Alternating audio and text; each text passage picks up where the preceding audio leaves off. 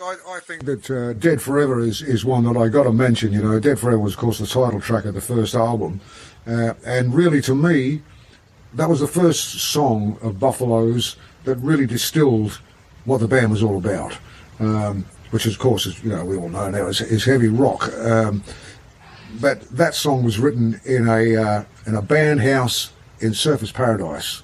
And at the time, we were doing a series of shows at a place called the Chevron Hotel in Surfers Paradise. And the guy that used to take bands up there had a house where he used to put the bands up while they were staying there.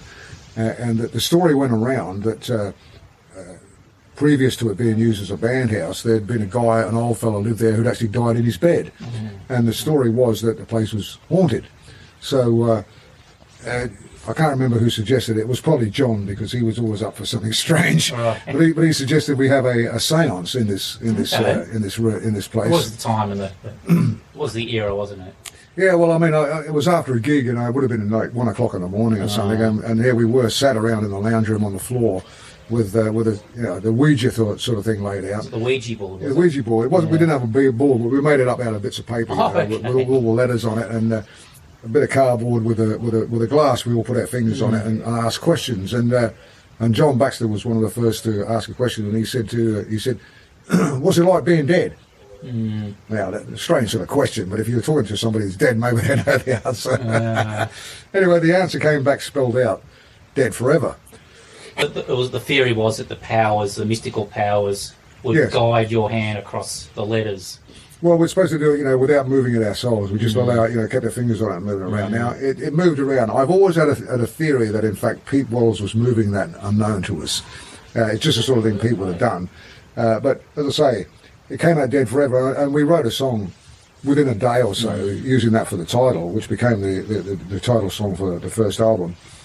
And, as I say, to me, that's the first song that really distilled the Buffalo sound. It was a lot heavier and a lot more a way out arrangement, like different things going on, as opposed to some of the other Buffalo songs from that era. Like you think about things like Susie Sunshine, verse, chorus, this sort of took it to that whole new Exactly right, direction. Steve. Exactly right, yeah. I mean, a lot of the stuff that we wrote ourselves back in the day, especially when we got to the second album, were really pretty much stream of consciousness things in the studio.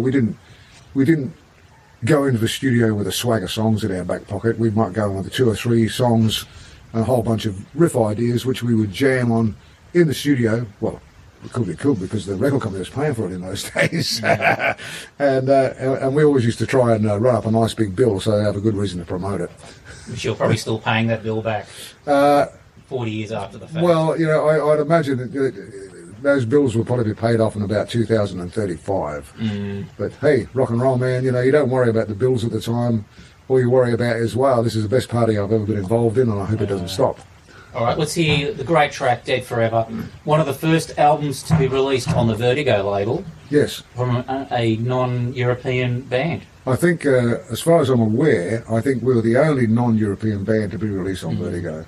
And as you say, we were quite early in the piece. There were a couple of, I think, were Black Sabbath on Vertigo? Yeah, they were. Yeah, that's right. While, and really, it's funny, I mean, we were always compared to Black Sabbath. And I can understand why people will say that, but for me personally, I don't really think that we were that similar to them. Interestingly enough, when we do our first show with the lineup this year in June, Paranoid is going to be one of the songs we're going to play, just as a bit of a sign of respect for Black Sabbath. You actually played that back in the day. Yeah, no, we used to do it. It wasn't something we did all the time. Because for a start, we didn't want to be seen as a band that was trying to be Australia's Black Sabbath, although we continually got lumbered with that title, that label.